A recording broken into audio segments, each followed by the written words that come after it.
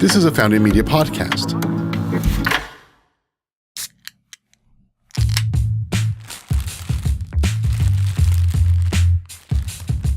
Hi everyone, foodies of the world. On today's episode of Packing Taste, we have Koehler, co-founder of Wildway. They do better for you granola and breakfast cereal. Thank you for coming on the show, Kyle. Yeah, thanks for having me. Yeah, so before we get started into all the fun and nitty-gritty of Wildway and producing and manufacturing, I kind of want to hear a little bit from you regarding where you're from. You know, how'd you end up in San Antonio? What do you like doing? Because I think you have an interesting lifestyle of adventuring. Yeah. No, let's see. I grew up originally in LaGrange, so it's a little small town, kind of in between here and Houston. Went to school at Texas A&M in College Station. It's where I met my wife and co-founder Kelli. I moved to Austin initially. Started in accounting out of school. That's a fun profession. And eventually moved up to New York City to do that. Kelli and I both lived in New York City for a few years. She was in advertising and I was in accounting. So lived in New York City, really corporate grind. And there especially, it's a grind. There was probably 6 months out of the year times where I didn't see the sunrise. It was windowless conference rooms and a lot of spreadsheets. So that's kind of where we got our start outside of school, and then realized that it wasn't really the kind of life that we wanted to live at all. We just didn't enjoy it. We both had the entrepreneurial bug. Both lived very healthy, active lifestyles, and wanted our jobs and our careers to reflect that. So we ended up moving back to San Antonio. It's where Kelli's family was from, and I have some family close by as well. And moved back to San Antonio and quit our jobs on a whim and just decided to go for it. I kind of got an interim job in the meantime. I worked as a personal trainer for a little while, so did that on kind of burnt both ends of the candle on that and ran the business in the meantime for a couple of years before we decided to go full time with the business. But moved back to San Antonio and one thing led to another, and here we are. Yeah, so it's kind of I love hearing that kind of story of I'm doing this job, kind of dim lights, it's kind of repetitive, and the bug gets you, that entrepreneurial spirit. Yeah. So I guess it's around 2012 where you and Kelli are like, we feel awesome. We know everything about granola. Let's start manufacturing this, right? Let's move to San Antonio. Is that kind of how it went, or how? If you can describe that experience, how did that, like? I don't want to say darkness, but how did that push you to, like, hey, we should do something different? Yeah. No, I mean, we didn't know anything about the food world or food manufacturing or anything. We had this product that we made for ourselves for a while. We didn't even call it a granola. It was just like a mix of nuts and seeds that we just snacked on that was really clean and really healthy. We took a lot of things out of our diet. We took sweeteners out, oils out, grains out, and a lot of things. And this was one of the things that we could have that kind of hit the sweet tooth for us. And was it, I read something about you guys trying to make it into a bar? Yeah, initially the plan was to make a bar initially, way back in the day, but we didn't want to use any brown rice syrup or tapioca. Didn't want it to be too sweet, so didn't want it to be overly filled with dates. And couldn't get it to stick together. I just tried and it was a complete failure. And we're like, well, cool, nice try. Let's move on. So the bar thing didn't really work. It was kind of a failure, but we ended up with this kind of mixture that was just kind of loose. That kind of ate like a granola. It was kind of like a granola. And initially we didn't want to call it granola. We didn't know what to call it. We had kind of a choice to make of, okay, we could call this something that people know how to eat and know how to eat it. And that was granola, or we can try to come up with a different name for it, and then have to educate the consumer as far as what it is, how they can eat it, and what it's similar to. So we decided to go with the granola route to take away, that educational piece of it, so people knew how they could eat it and what they could use it for. And were you guys doing this at your home, making this? Initially, yeah. Initially, made it in our kitchen, in our home kitchen. Texas has the cottage law, which allows you to go to farmers markets with stuff made in your home kitchen, as long as you put a disclaimer on the package. So we started at farmers markets in San Antonio. It was just this. We called it a granola. It wasn't even a grain-free granola or anything at the time. We just called it a granola. Yeah, it had the soft, chewy texture. It had the soft, chewy texture. Yep, the soft, chewy texture. The initial thing that we went to farmers markets with was our banana nut flavor, except at the time it was made with, we had peanuts in it. Instead, we don't use any peanuts now because of the allergen, but at the time it had peanuts in it, and that was our initial product that we took to farmers markets. First one, I don't know, I think we made maybe a couple hundred bags or so in our home kitchen and sold out in like 30 minutes at the farmers market. And went, okay, well, I think maybe we have something here. I don't know. Let's see what we can do. And then one thing led to another, and we didn't really know what we were getting into, never really did. The plan was never to manufacture ourselves in-house. That was never the plan. But one thing kind of led to another, and that's kind of how it ended up. Yeah. And so when you guys are making this stuff at your house, was there did you guys feel this need to be different than another granola, or like try to take out ingredients, or were you guys just like, this stuff tastes really good to us and we think we could share it with Texas? Yeah, I mean, the biggest thing for us is that we want it to be made with just 100% real food ingredients. We didn't want to have to add any sweeteners. We didn't want to have to add any extracts. We didn't want to have to add anything that we didn't think shouldn't be in there, but wanted it to still not compromise on taste. That was the biggest thing that we wanted. We wanted it to be super clean, super healthy, and then someone to try it and not feel like they were having to compromise. We felt like the cleaner that we took our diet, the more we felt like we had to compromise on flavor and on taste, where things just started tasting more like the box that they came in or the package they came in rather than something that actually was edible. And so that was the biggest thing for us going into, is we wanted to not be able to sacrifice taste and texture for health. Yeah. And did you think other brands were so focused on just producing large scale and they'd put whatever ingredients they need to put in there to keep it fresh for the longest time? Yeah, a lot of it's cost, right? So using no preservatives and everything nut and seed based and using all real food, it costs a lot more. So the fact that we use a real actual vanilla bean instead of an extract, it's a lot more expensive than what an extract would be. But the taste is completely different. And it's the actual real vanilla bean rather than an extractive of something. So that's kind of one area where we know it's going to cost more, but it's going to taste better and it's going to be higher quality at the same time. And it affects the manufacturing as well. It's got a shorter shelf life. We have to be conscious of how we store the ingredients and how we make it, because there aren't any preservatives. There's no natural vitamin E. There's no citric acid. Nothing in there that's really preserving it at all. So that's something that we have to be constantly cautious of. How long is the shelf life? So the shelf life on most of them is a year, except for one of the SKUs, the coconut SKU, is 7 months. Okay. And really, it's not a matter of mold or anything. It's just a matter of the product going rancid or not tasting really as fresh as it should. So we found ways to kind of use natural things that are natural antioxidants that can prevent that from happening. There's a lot of things out there that you can use. Cinnamon is really one of them. You can look up cinnamon as a natural antioxidant, so it'll prevent some of the nuts from going rancid quicker. So you find things like that and formulate based on those to keep the product as natural as possible to still be shelf stable. Yeah, and I guess for the listeners and the viewers, you keep dropping the word natural, which we all hear, but people are starting to eat more natural, which means food items that are made with real ingredients that people use at home. It's not this corn syrup or these preservatives and additives, because no one puts preservatives in their food, like powder preservatives in their food at home. So people are feeling this whole natural vibe nowadays, and that's kind of something you wanted to stick with from the start. Absolutely, yeah, absolutely, and there's definitely been some restrictions to that as well. I mean, we were really adamant that we're never going to use any sweeteners, that we're never going to use any oils or extracts at all in our products, and we're going to keep it all 100% real food. So there's definitely some restrictions to that and what we can use, and what we refuse to use, but we really want to stand by that 100% real foods. And you're right, people are eating a lot cleaner nowadays. Back when we started in 2012, 2013, these things like paleo and these other things, grain-free, was still just very, very, very, very incredibly niche and not something that people had heard of. Yeah.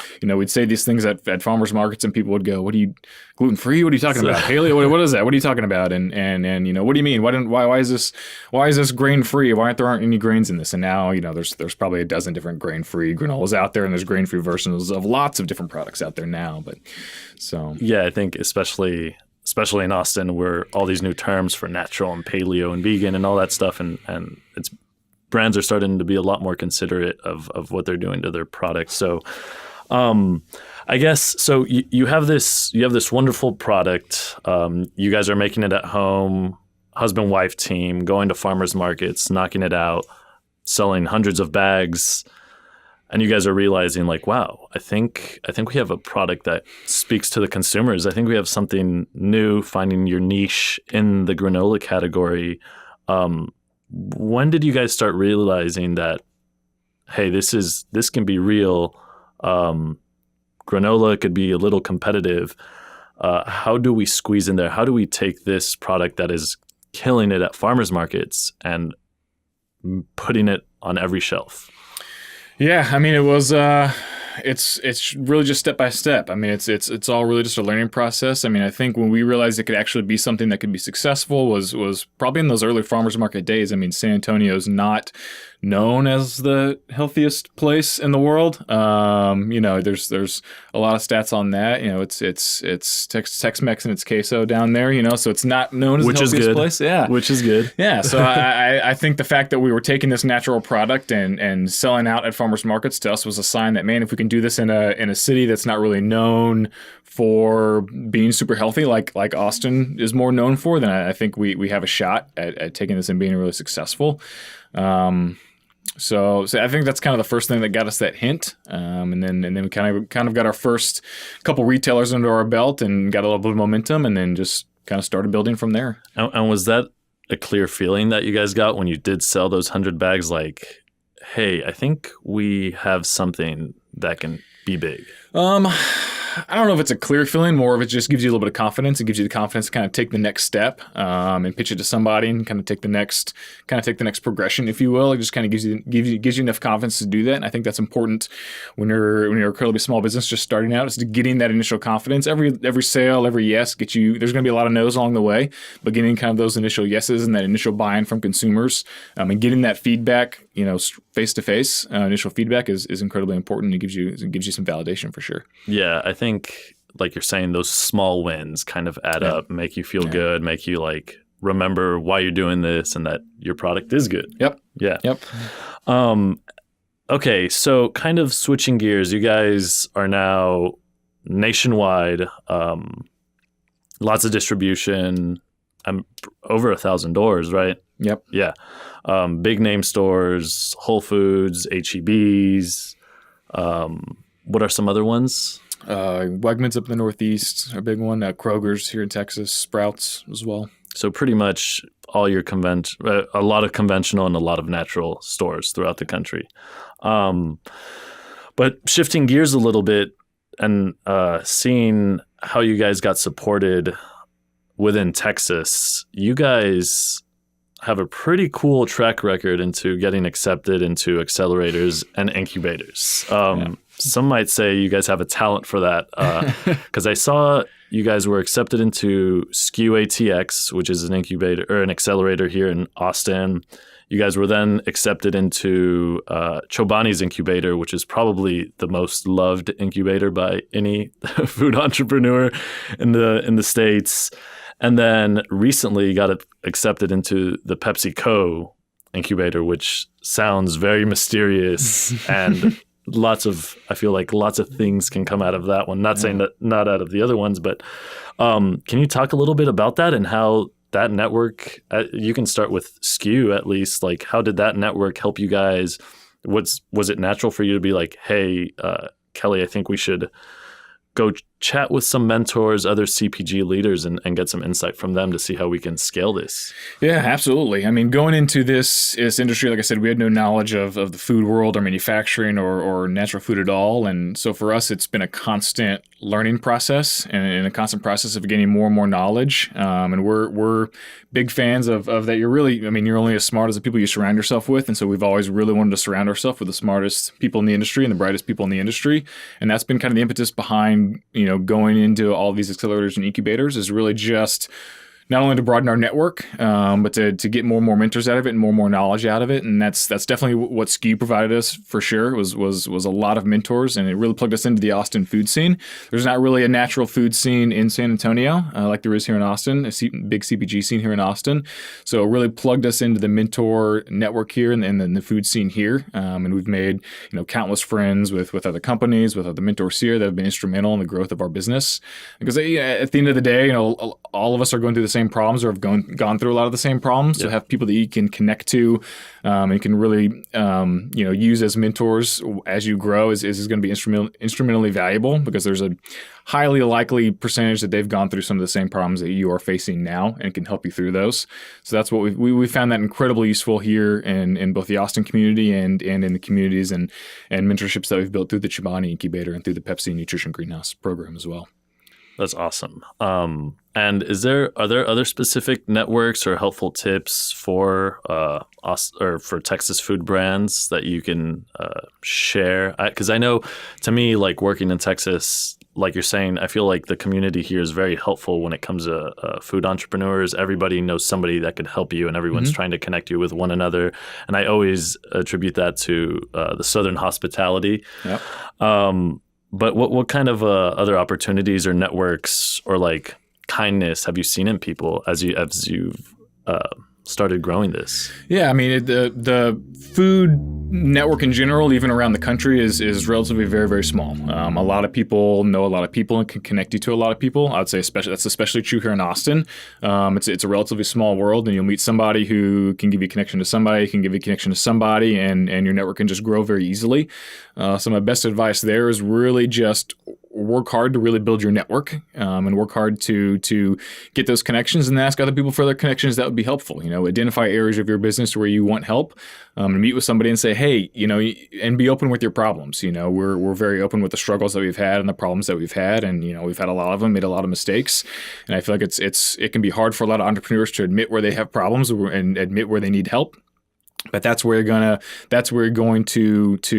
get that mentorship and get the help that you need, by being open and saying, hey, here's an area of my business that I know needs help, that I know needs a problem. Can you help me with this? And if not, do you know somebody who has experience in this that you can connect me with? And it's more likely than not, they're going to know somebody that has experience there that they can connect you with. And then you can, go to that person to help solve your problems and get them connected to someone else that can solve something else, and kind of go from there. So you have to be open with the issues and the problems that you're having, and because it's likely that somebody knows somebody that can help you with those problems along the way. So, and I think it must also feel good to have someone internally like Kelli, where you can be like, I have this issue. You can bounce it off her because she's on your team. Yeah. And obviously there's so much help out there, but being able to internalize and kind of chat with someone on your own team at the same level, that must be helpful. Yeah, right? It's incredibly helpful. Yeah, I working with your spouse has its own unique set of challenges, of course, but I wouldn't have it any other way, and I almost don't see how some people do it otherwise. I mean, we always have a rule that we can't go to bed angry, right? So you get hit in the face a lot as an entrepreneur, and you deal with a lot of problems, and it's very high stress. But at the end of the day, for us, we have to take care of it. Everything has to be okay. We have to work it out. Whereas if you just have a co-founder who's a friend or an acquaintance, and you kind of go your separate ways at the end of the day, that's not the case, and there might be some things that kind of fester or can kind of get in the way of growing your business. But for us, we have a very strong marriage and a very strong founding partnership, and that really, really helps get through a lot of the struggles that we have, because we don't really have a choice. We have to. That sounds awesome. Okay, and can you tell us a little bit, so, getting into going from farmers markets to being accepted to these pretty kick-ass incubators and accelerators, I'm certain you had pretty big orders in between some of those accelerators, but can you tell us a little bit about receiving that first green light from a big retailer, doing a bigger order than you've ever done?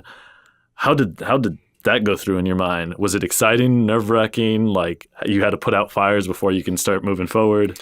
Yeah, all the above, really. I mean, our first retailer was the Southwest region of Whole Foods. So to pitch them, I really just I walked into their local office here with a with our little sad brown bag with a sticker on it of granola and said, I'm here to see the local buyer. And that's how we initially pitched it. I just kind of showed up.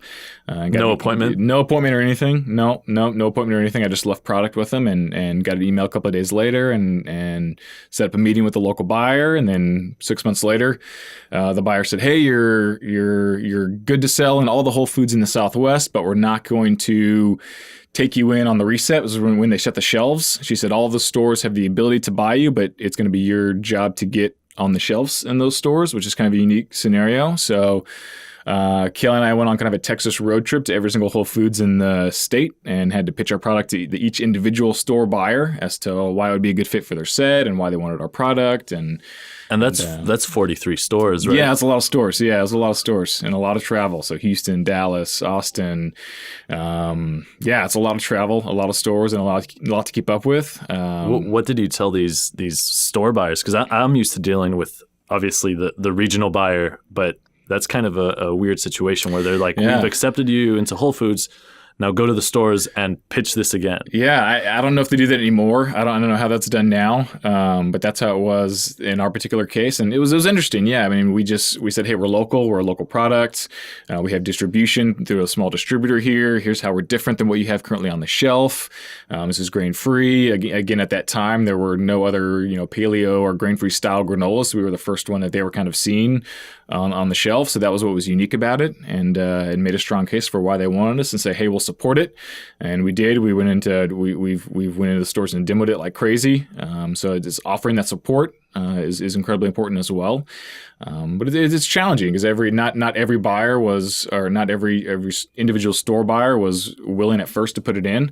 They have a million things that they're dealing with. Why listen to this small little upstart granola company that I've never heard of before, and why do I want this product? But at the end of the day, if it sells well and you support it and you can get it off their shelf, they're going to be happy with it. So, yeah. Yeah, because I imagine when you... And then after you got the Whole Foods client, everything was done, and you guys just ended everything, right? Everything was good to go. No, we were. We still made the product in the commissary kitchen at the time. So there's a commissary kitchen. It's like a shared kitchen space down in San Antonio, and kind of the bad part of San Antonio, I would say, not the part you want to spend your nights in. Mm-hmm. There was a commissary kitchen there, and it was booked through the entire day. So we had to go in pretty much from like 10 p.m. to like 1 a.m. to make product. And while we're at the farmer's market, that was fine. It was doable. And then the minute we got kind of our first Whole Foods orders from those stores, how many cases was that? Do you remember? Oh gosh, I don't even remember at this time. Probably wasn't very many, but it was a lot to us at the time. Yeah, it was definitely a lot to us at the time. Maybe one case of each SKU. Yeah, maybe a case of each SKU per store. So maybe 100, a couple hundred cases or so, something along those lines. So and it was just you and Kelli. Just me and Kelli. Yep, in the kitchen. So we'd be there from 10 a.m. to 1 a.m. Most days, just making product and getting it out, and so it was a struggle. But it at the end of the day, you just have to. We've always just been of the mindset of we just have to make it happen. Let's land the deal and then we'll figure out how to make it happen. And we just figured out how to make it happen. And it was a grind for a while until we moved out of that space and into our own kind of small, scrappy manufacturing facility. But we made it happen, and then you kind of move on. I think a lot of people get stuck in that initial phase of trying to figure out how to manufacture it. Do I need a co-manufacturer? How am I going to make this happen? But at the end of the day, if you got to do it yourself and you got to work from 10 to 1 to be able to do it, you got to do it. So yeah. So it's funny because a lot of people, at least on the outside, look at us and it's like, okay, the hardest part of this is getting the Whole Foods account. Once you got that, you're set. And it's funny because you just described, I did that. I walked in, I got it, but now it's how do we manufacture this? Okay, let's just do it how we always did. Throw them in bags, get that first order out, and then see how we can scale that, right? Because that was just y'all two back then. Now you guys have a pretty big team. You have your own facility, I imagine. And you guys, like you said at the beginning, you guys do everything in-house, right? Yep. Yeah. So, getting it on the shelf is probably the easiest part of the whole business is getting it on the shelf. I mean, Blow everyone's mind. With yeah. You know, that's not the difficult part. You can getting it on the shelf is the easiest part. It's being able to it's manufacturing the product, but really more so getting it off the shelf and making sure that it sells is really where you're going to find the value there. Anybody can get on the shelf anywhere, but it's making sure that the product sells and gets off the shelf. So. Yeah, I hear a lot that it's the first order.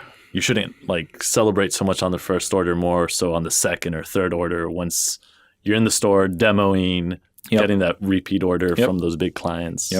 Yep. That's true. I would say that's true. Okay, so you guys are in a bunch of stores now. I do want to bring this up because I just found out yesterday, but in 2017, you guys had a voluntary recall because they found one of your suppliers had found listeria.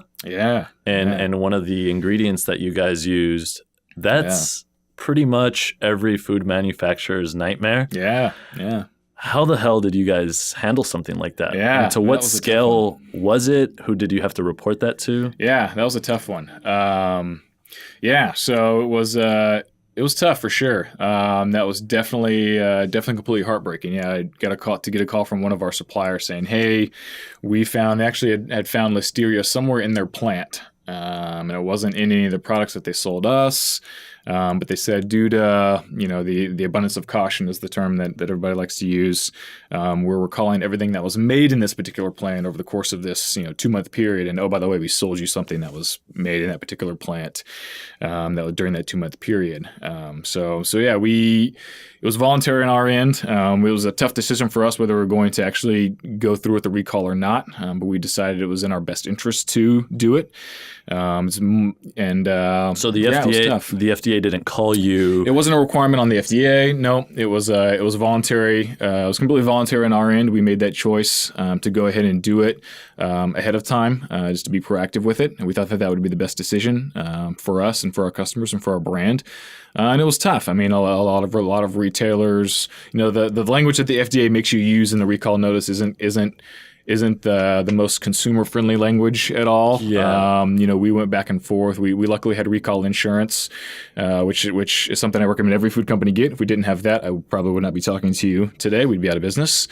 But we had recall insurance, which kept us in business, to say, and you go back and forth with the FDA on what language to use, but they're very, very strict on what you can and cannot say in your recall notices. And it's not consumer friendly at all. It's not retail friendly at all. Retailers that got the notice, thought there was something wrong with our plant and our products, and we had to go and say, no, it's not us. I promise. We're doing it voluntarily because of a supplier, and there's a lot of damage control that you have to do, and it really hurt the regardless, it really hurt our brand equity and our brand credibility. But we got through it, and you kind of push on, and stuff like that's going to happen. There's nothing we could have done to prevent that from happening at that point. Yeah.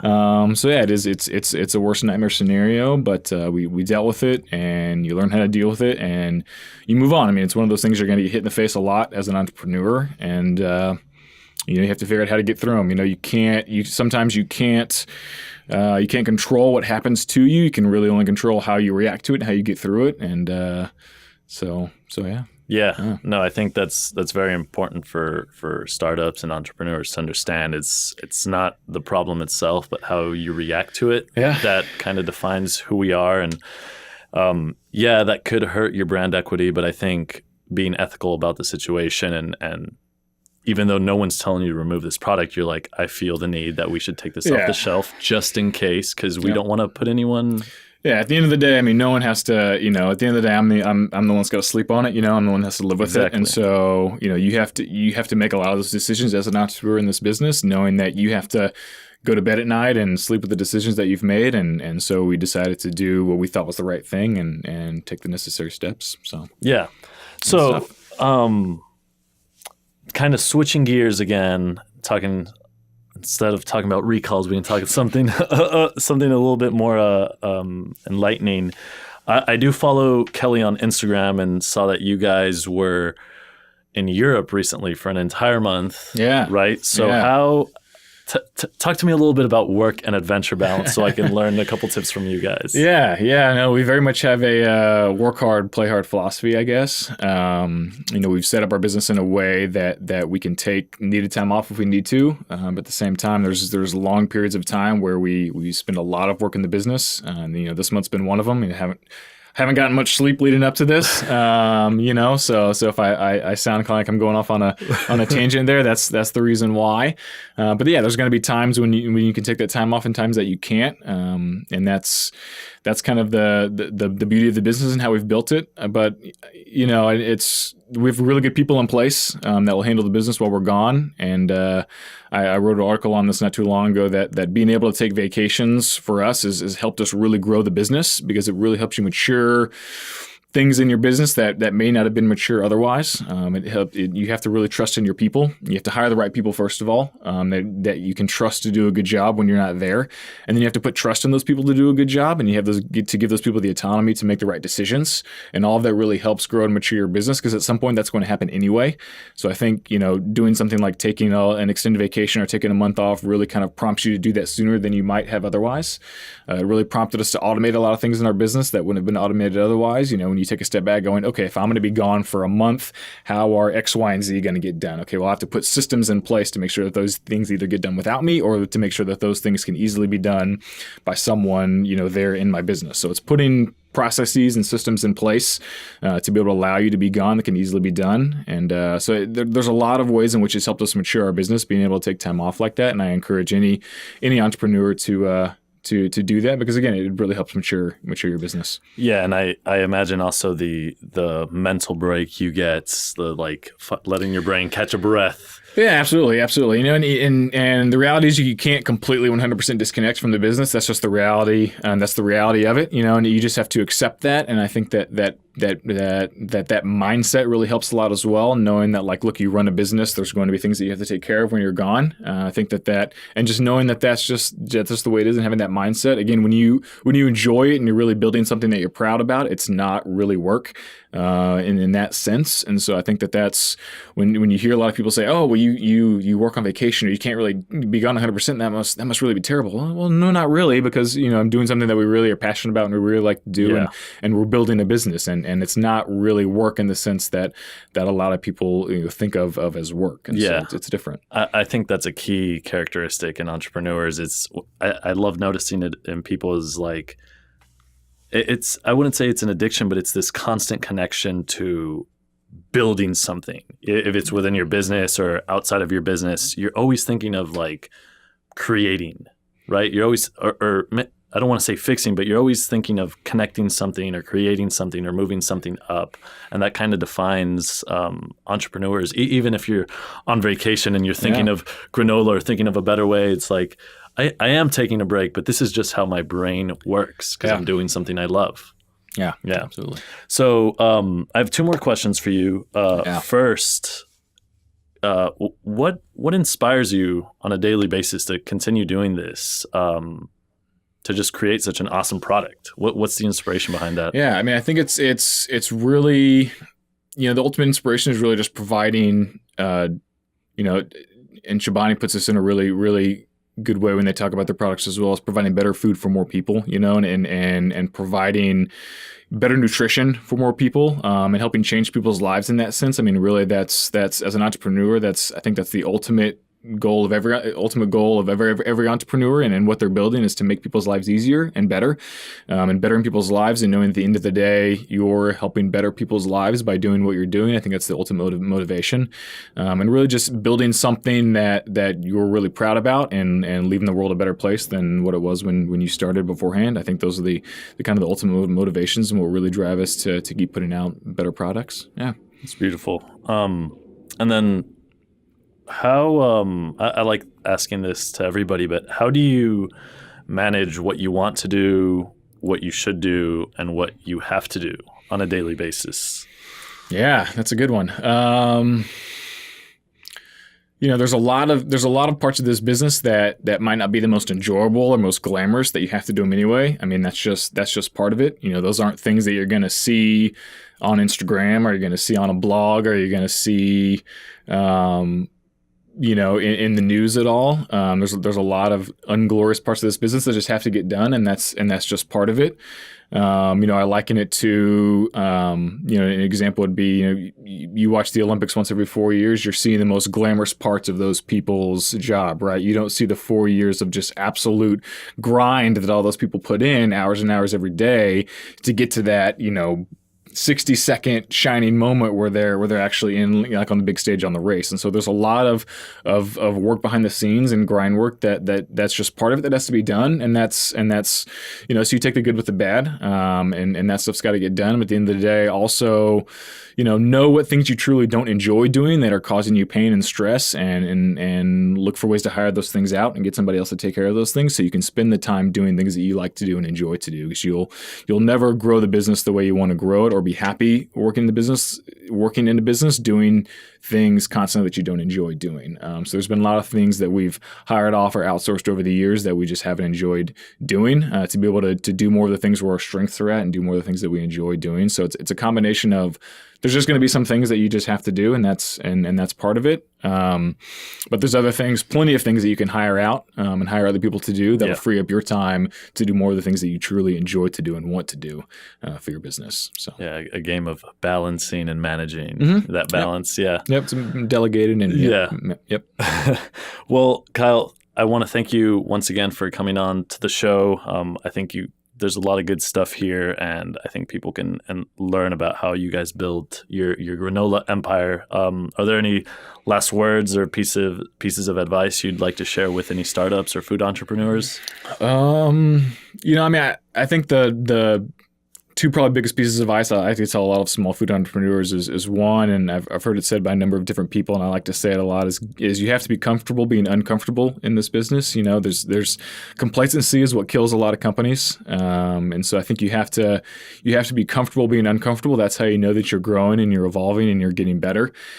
So a lot of people see that discomfort and you want to shrink away from it or shy away from it. But at the end of the day, that's a sign that you're growing and you're getting better. And so you have to be comfortable constantly being uncomfortable, because there's going to be all kinds of scenarios that make you uncomfortable in this business, and you have to be comfortable dealing with them. That's just part of it.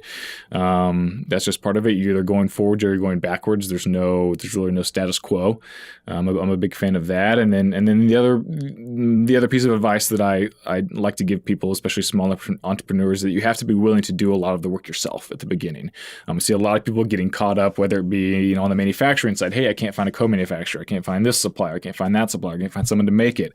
I can't find someone to manage my e-commerce or to build my website, or I can't find an Amazon consultant, or all these plethora of things. And my response always is, you just, at the end of the day, you have to learn how to do them yourself. If your funds are incredibly limited, your resources are incredibly limited as a small company, the best thing that you can do is to learn to do those things yourself, and put in the work to learn to do them yourself. I see a lot of people getting hung up simply because they are refusing to put in the work.